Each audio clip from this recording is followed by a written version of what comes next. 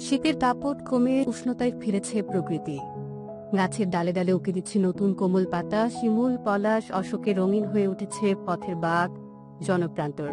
প্রকৃতির নবজাগরণে জাগে হৃদয়ের আবেগ। প্রকৃতির রং রূপ রসে সিক্ত হয়ে হাতে উঠবে আজ লাল গোলাপ। আজ পহেলা ফাল্গুন, আজ ভালোবাসা দিবস। শীতের বিদায় এবং নতুন ঋতুর সূচনায় এই দিন বাঙালি সংস্কৃতিতে মিশে আছে বিশেষভাবে। গত কয়েক বছরে তা পেয়েছে ভিন্ন মাত্রা।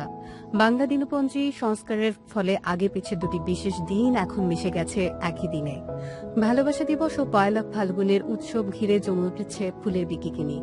গোলাপ, কাঁটা, রজনীগন্ধা, লিলি, জিপসি, জারবেরা, অর্কিড সহ অসংখ্য ফুলের পসরা সাজিয়ে বসেছেন ব্যবসায়ীরা। অপরদিকে কক্সবাজার সমুদ্র সৈকতে নানা বয়সের পর্যটকরা সকাল থেকে বিশেষ দিন স্মরণে করছেন ভিড়।